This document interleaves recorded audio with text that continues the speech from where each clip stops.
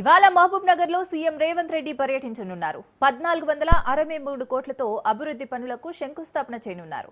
Mahabub Nagar corporation పరిధిలోని 1284 కోట్ల విలువైన పనులకు శ్రీకారం చుట్టనున్నారు. చిట్టిబోయినపల్లిలో మహబూబ్ నగర్ ఐఐటి శంకుస్థాపన చేయనున్నారు. Young India integrated school, nursing college పనులను ప్రారంభించనున్నారు. ఎంబీఎస్ కాలేజ్ మైదానంలో బహిరంగ సభలో సీఎం పాల్గొని ప్రసంగిస్తారు. సీఎం సభ ఏర్పాట్లను మంత్రి వాకిటి శ్రీహరి, ఎమ్మెల్యేలు ఎన్ఎం శ్రీనివాసరెడ్డి, మధుసూదన్ రెడ్డి, అనిరుద్ రెడ్డి పరిశీలించారు.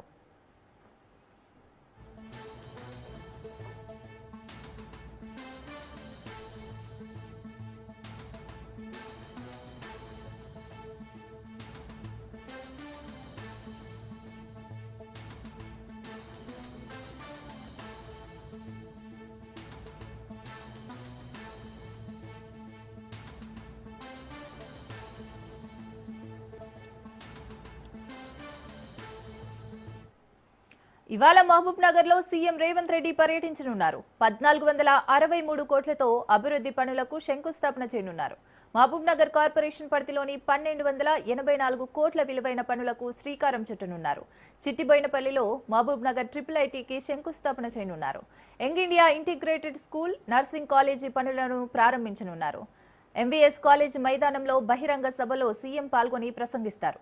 సీఎం సభ ఏర్పాట్లను మంత్రి వాకిటి శ్రీహరి, ఎమ్మెల్యేలు ఎన్ఎం శ్రీనివాసరెడ్డి, మధుసూదన్ రెడ్డి, అనిరుద్ రెడ్డి పరిశీలించారు.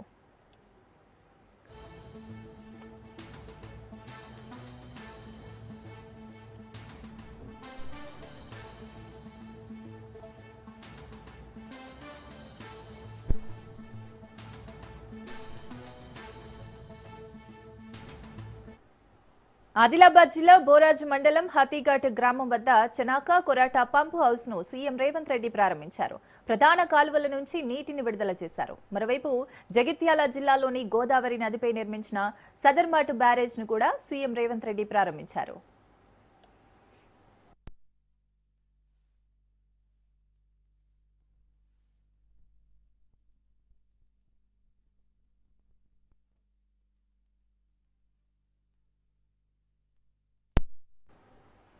ఎన్నికల సమయంలో రాజకీయాలు సహజమేనని, కానీ ఎన్నికల తర్వాత అభివృద్ధి కోసం అందరం కలిసి ముందుకు సాగాలన్నారు తెలంగాణ సీఎం రేవంత్ రెడ్డి.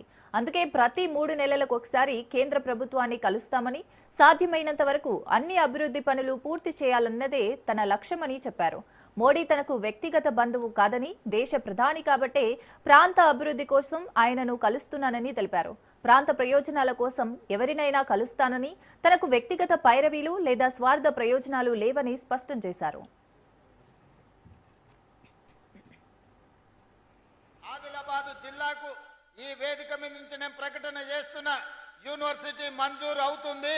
బాసర ఐఐటిలో యూనివర్సిటీని ప్రారంభించుకుందాం. బాసరకు ఒక ప్రత్యేకత ఉంది. చదువుల తల్లి బాసర మందిరం కానీ ఈరోజు యూనివర్సిటీని కూడా అక్కడ ప్రారంభించుకొని అవసరమైన అభివృద్ధి కార్యక్రమాలను తీసుకొని ముందుకు వెళ్దాం. ఇన్ఛార్జి మంత్రివర్యులు జూపల్లి కృష్ణారావు గారికి నేను సూచన చేస్తున్నా, బాసర ఐఐటిలోనే యూనివర్సిటీని ప్రారంభించుకోవడానికి అవసరమైన ఏర్పాట్లు, దానికి సంబంధించిన ప్రణాళికలను సిద్ధం చేయండి. మన ప్రభుత్వం వచ్చిన తర్వాత ఆలోచన చేసినాం, ఆదిలాబాదు రైతాంగానికి నీళ్లు ఇవ్వాలి అంటే తుమ్మిడి హెట్టి దగ్గర ప్రాణహిత చేవెళ్ల ప్రాజెక్టును కట్టాల్సిందే, కట్టి తీరవలసిందే. తుమ్మిడి హెట్టి ప్రాంతంలో ప్రాజెక్టును కట్టి ఆదిలాబాదుకు నీళ్లు ఇవ్వాలని నిర్ణయం తీసుకున్నాం. దానికి సంబంధించిన సర్వేలు జరుగుతున్నాయి, నివేదికలు తయారు అవుతున్నాయి. బడ్జెట్ సమావేశాల లోపు ఉత్తమ్ కుమార్ రెడ్డి గారికి సూచన చేస్తున్నా, ఈ తుమ్మిడిహెట్టి దగ్గర నిర్మించాల్సిన ప్రాజెక్టు సంబంధించిన సంపూర్ణమైన నివేదికను తయారు చేయండి. ఆదిలాబాదు జిల్లాకి ఎయిర్పోర్టు తీసుకొచ్చి, ఎర్ర బస్సు రాని ఈ ప్రాంతానికి ఎయిర్ బస్సు తీసుకొచ్చి విమానాలను తీసుకొచ్చే బాధ్యత మన ప్రభుత్వం తీసుకుంటుంది. ఆదిలాబాద్ లో పెద్ద భారత ప్రధానమంత్రి నరేంద్ర మోడీ గారి చేత ఎయిర్పోర్టును ప్రారంభించుకుందాం. వారిని ప్రత్యేకంగా ఆహ్వానించి ఎయిర్పోర్ట్ కోసము శిలా ఫలకాన్ని ప్రారంభోత్సవ కార్యక్రమాన్ని చేసుకుందాం. నరేంద్ర మోడీ గారిని పదే పదే రేవంత్ రెడ్డి గారు కలుస్తుంటారని. నరేంద్ర మోడీ గారు నాకు బంధువేం కాదు, నరేంద్ర మోడీ గారితో నాకు చుట్టరికమేం లేదు. కానీ వారి ఈ దేశానికి ప్రధానమంత్రి. మహారాష్ట్రలో భారతీయ జనతా పార్టీ అధికారంలో ఉంది. ఒకవేళ ఆ ముఖ్యమంత్రి గారు మనం అడిగితే, ఒకవేళ ఏదైనా ఆలోచన చేస్తే, నరేంద్ర మోడీ గారు ఒక మాట చెప్తే, అమిత్ షా గారు ఒక మాట చెప్తే మన ప్రాంతానికి మేలు జరుగుద్ది. ప్రజల కోసం, ప్రాంత అభివృద్ధి కోసం, ఈ ప్రాంత నిరుద్యోగ యువకులకు ఉద్యోగ ఉపాధి కోసం ఎవరినైనా కలవడానికి ఒక్క క్షణం కూడా ఆలోచన చెయ్యను. వెనకటికి పురాణాలలో మనం చూసినాం, శుక్రాచార్యుని శిష్యులు మారీచుడు, సుబాహుడు అని రాక్షసులు ఉండేటోళ్ళు. దేవతలు యజ్ఞాలు యాగాలు చేస్తే శుక్రాచార్యుడి సూచనతోని మారీచుడు, సుబాహుడు వచ్చి ఆ యాగాలను యజ్ఞాలను భగ్నం చేసేటోళ్ళు. లాస్ట్కి ఏమైందా? రాముడి చేతిలో సచ్చింది. ఇవాళ కూడా శుక్రాచార్యుడు ఫామ్ హౌస్లు ఉండు, ఓ మారీచుడు, ఓ సుబాహుడు అసెంబ్లీకి వచ్చి అడ్డం పడుతున్నారు బావా బామ్మార్దుల ముసుగులో. చివరికి రాజకీయంగా మీకు సమాధి అవుతుంది తప్ప ఇందులో మీకు వచ్చేది ఏమీ లేదు. రాబోయే మున్సిపల్ ఎన్నికల్లో కూడా నా సూచన, మంచి వాళ్ళని గెలిపించండి, మంత్రులతోని పనులు చేయించుకునేటోళ్ళని గెలిపించండి, ఊరి సమస్యల్ని, బస్తీ సమస్యల్ని అవగాహన ఉన్నోళ్ళని గెలిపించండి. 10 రూపాయలకు మనం ఓటేస్తే 100 రూపాయలు వాడు కొల్లగొడతాడు. అందుకే మనమంటే ఇష్టపడేటోడు, మన సమస్యల్ని పరిష్కరించటోని గెలిపించండి. ఢిల్లీ నుంచి రావాల్సిన అనుమతులు, తేవాల్సిన నిధుల కోసం కేంద్ర ప్రభుత్వంలో ఉన్న పెద్దల్ని మేమెట్లయితే కలుస్తున్నామో, రాష్ట్ర ప్రభుత్వానికి కాంగ్రెస్ పార్టీ మేమందరం బాధ్యత వహిస్తుండొచ్చు. మీరు రాండి, నిస్సందేహంగా మీకేం కావాలనో నిధుల గురించి చెప్పండి, తప్పకుండా చేయగలిగింది చేస్తాం. దీంట్లో రాజకీయాలు లేవు. మన ప్రాంతాన్ని అభివృద్ధి చేసుకోవాలి. నాకిచ్చిన బాధ్యతతోని మీకందరికీ పని చెయ్యాలి, సేవ చెయ్యాలి అనుకుంటున్నా. మేము పాలకులం కాదు, మేము సేవకులము. తప్పకుండా మీకు సేవ చేస్తాం, మిమ్మల్ని అభివృద్ధి చేస్తాం, మీ మనసు గెలుస్తాం. రాబోయే ఎన్నికల్లో మళ్ళీ గెలుస్తాం. 2034 వరకు మన ప్రభుత్వాన్ని కొనసాగిస్తాం. ఆదిలాబాద్ సమస్యలు పరిష్కరిస్తా. కాంగ్రెస్ ప్రభుత్వంపై మాజీ మంత్రి హరీష్ రావు తీవ్రంగా విమర్శించారు. వంట వండి వడ్డనకు సిద్ధం చేస్తే గంట పట్టుకుని ఫోటోలకు ఫోజులు ఇవ్వడం రేవంత్ రెడ్డికే చెల్లుతుందని అన్నారు. తెలంగాణను 1 కోటి ఎకరాల మాగాణిగా మార్చేందుకు కేసీఆర్ అహర్నిశలు శ్రమించి ప్రాజెక్టులు కడితే వాటిపై కాంగ్రెస్ స్టిక్కర్లు వేసుకోవాలని చూస్తోందని హరీష్ రావు ఆరోపించారు. కలిసొచ్చే కాలానికి నడిచొచ్చే కొడుకు అన్నట్లు సీఎం పదవి కలిసొచ్చిన రేవంత్ రెడ్డికి కేసీఆర్ నిర్మించిన ప్రాజెక్టులు, ఉద్యోగ నియామక పత్రాలు రెడీమేడ్గా తయారయ్యాయని అన్నారు. 2 ఏళ్ల కిందటే 18,000 ఎకరాల ఆయకట్టుకు నీళ్లిచ్చే అవకాశం ఉన్నా ఇవ్వకుండా రైతులకు తీరని అన్యాయం చేశారని హరీష్ రావు ఆరోపించారు. చిత్తశుద్ధి గల ప్రభుత్వం అయితే పనులు చేస్తది తప్ప సాకులు వెతకదని, 2 ఏళ్లలో చేసిందేమీ లేక బీఆర్ఎస్ ప్రభుత్వంపై నిందలు మోపుతోందని హరీష్ రావు మండిపడ్డారు.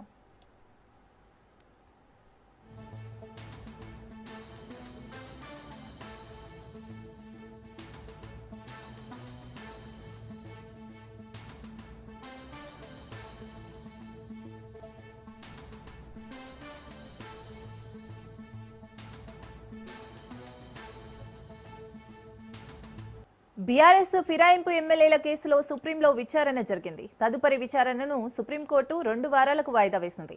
4 వారాల సమయం కావాలన్న స్పీకర్ తరపు న్యాయవాది కోరారు. 2 వారాల్లో మిగతా ఎమ్మెల్యేలపై నిర్ణయం తీసుకోవాలని ఆదేశించింది. 10 మంది ఎమ్మెల్యేలో 7గురిపై స్పీకర్ నిర్ణయం తీసుకున్నారు. ఇప్పటికే చాలా సమయం ఇచ్చామని సుప్రీంకోర్టు తెలిపింది. ఇదే చివరి అవకాశమని సుప్రీంకోర్టు తెలిపింది.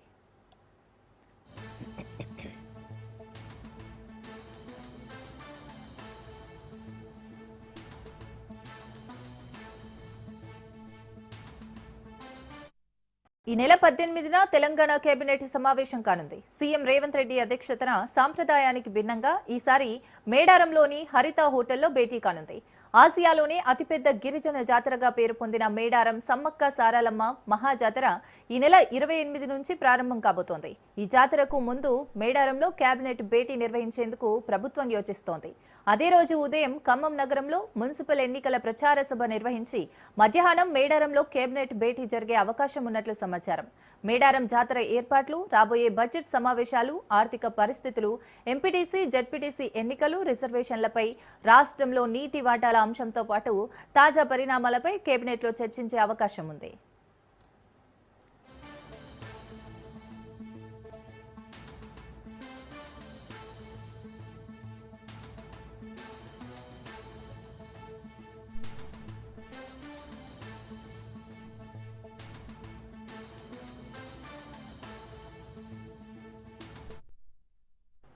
జేసీ ప్రభాకర్ రెడ్డికి మాజీ ఎమ్మెల్యే కేతిరెడ్డి పెద్దారెడ్డి సవాల్ విసిరారు.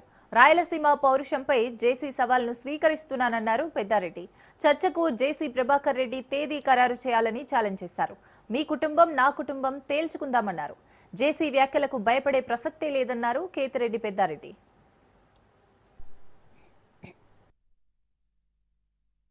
ఈ మధ్యకాలంలో నేను కలెక్టర్ ఆఫీస్కి వచ్చి గ్రీవెన్స్కి వచ్చి 2 సార్లు అర్జీ ఇవ్వడం జరిగింది. ఒకటి వచ్చి ఎర్రవంక పైన విచారణ జరిపించి సర్వే చేయాలని ఇవ్వడం జరిగింది.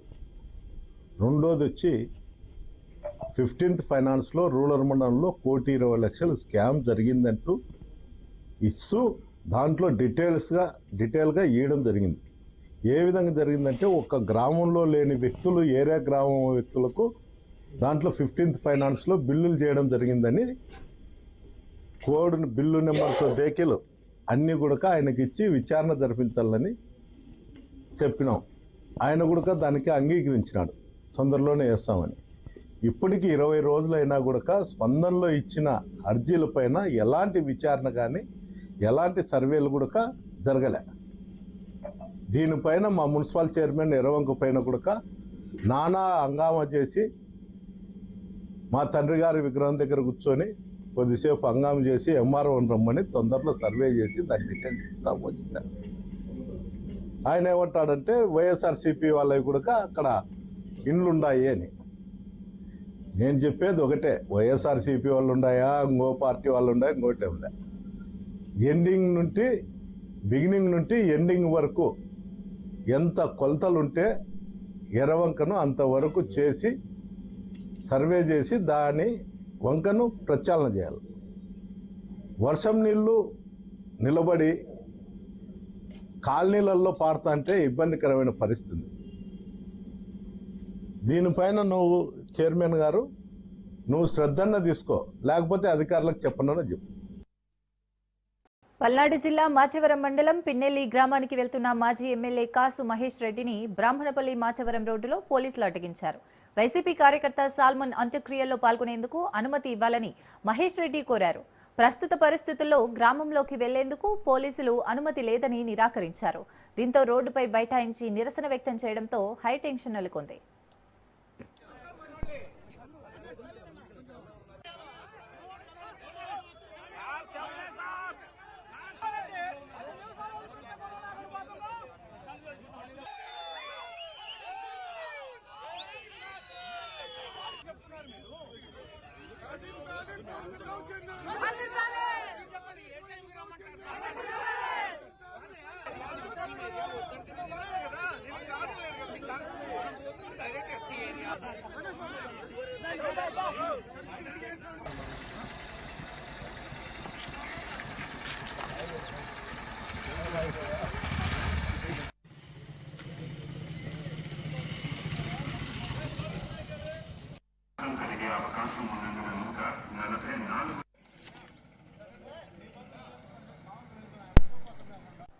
గురజాల నియోజకవర్గానికి చెందిన వైసీపీ కార్యకర్త సాల్మన్ హత్యపై మాజీ సీఎం జగన్ తీవ్రంగా స్పందించారు. ఈ సందర్భంగా ఎక్స్ వేదికగా పోస్ట్ పెట్టారు.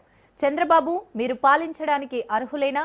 రాజకీయ కక్షలతో ఎంతమంది ప్రాణాలను బలి తీసుకుంటారని నిలదీశారు. ముఖ్యమంత్రి పదవిలో ఉండి కూడా రెడ్ బుక్ రాజ్యాంగం, పొలిటికల్ గవర్నెన్స్ ముసుగులో ఇన్ని అరాచకాలకు పాల్పడతారా అని ప్రశ్నించారు. ఇక మీ కక్షల పాలన ఫలితంగా గురజాల నియోజకవర్గం పిన్నెల్లి గ్రామానికి చెందిన తమ పార్టీ కార్యకర్త మందా సాల్మన్ హత్యకు గురైన ఘటనపై మీరు ఏం సమాధానం చెప్తారని అన్నారు.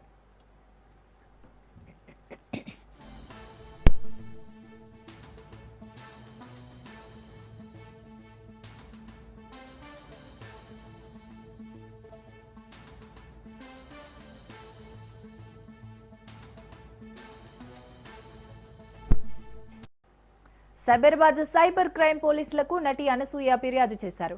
గతేడాది డిసెంబర్ 23 నుంచి తనపై ఆన్లైన్ వేధింపులు పెరిగాయని తన కంప్లైంట్లో ఆమె పేర్కొన్నారు. అనసూయ ఫిర్యాదుతో 42 మందితో పాటు బొజ్జ సంధ్యారెడ్డి, ప్రియా చౌదరి, గోగినేని, పావని, శేఖర్ బాషా, రజనీపై పోలీసులు కేసు నమోదు చేశారు.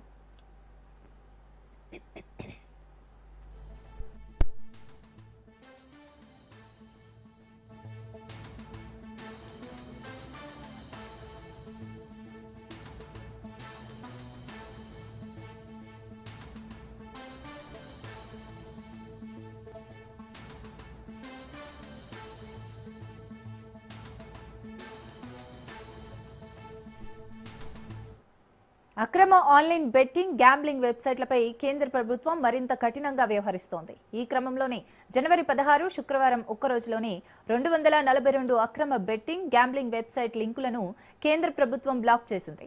ప్రభుత్వ వర్గాల సమాచారం ప్రకారం ఇప్పటివరకు 7,800కు పైగా అక్రమ ఆన్లైన్ బెట్టింగ్, గ్యాంబ్లింగ్ వెబ్సైట్లు దేశవ్యాప్తంగా గుర్తించి టేక్డౌన్ చేశారు. ప్రత్యేకంగా ఆన్లైన్ గేమింగ్ యాక్ట్ అమల్లోకి వచ్చిన తర్వాత ఈ చర్యలు మరింత వేగం పుంజుకున్నాయి.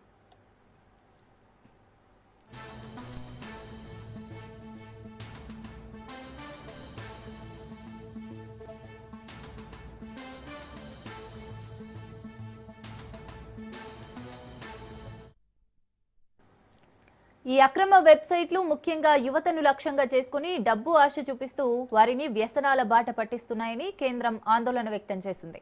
దీనివల్ల ఆర్థిక నష్టాలతో పాటు సామాజిక సమస్యలు పెరుగుతున్నాయని ప్రభుత్వ వర్గాలు స్పష్టం చేశాయి. తాజాగా తీసుకున్న చర్యలు వినియోగదారుల భద్రతను కాపాడటం కోసమేనని ప్రభుత్వ వర్గాలు స్పష్టం చేశాయి. యువతను ఆన్లైన్ బెట్టింగ్ మాయలో పడకుండా చేయటం, అక్రమ ఆర్థిక కార్యకలాపాలకు చెక్ పెట్టడం లక్ష్యంగా మరింత అగ్రెసివ్గా ముందుకు వెళ్తామని ప్రభుత్వం పేర్కొంది. భవిష్యత్తులో కూడా అక్రమ బెట్టింగ్, గ్యాంబ్లింగ్ ప్లాట్ఫామ్లపై నిరంతర నిఘా, అవసరమైతే మరింత కఠిన చర్యలు తీసుకుంటామని ప్రభుత్వ వర్గాలు స్పష్టం చేశాయి.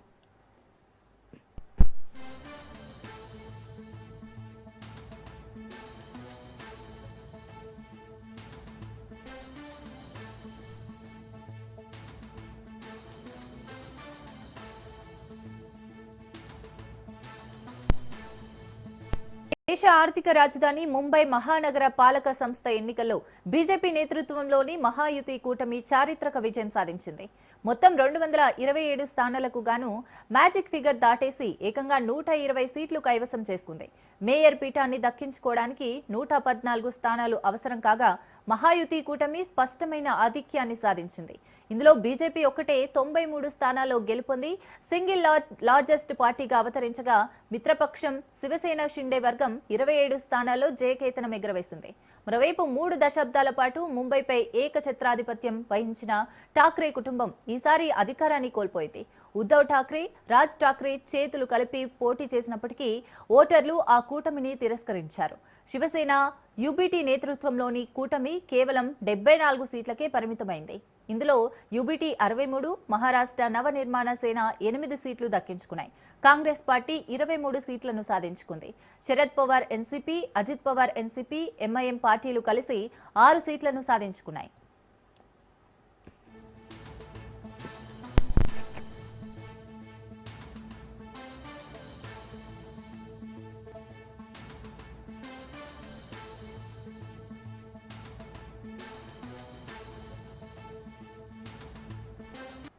బీజేపీ జాతీయ అధ్యక్షుడి ఎన్నిక షెడ్యూల్ ప్రకటన వచ్చేసింది.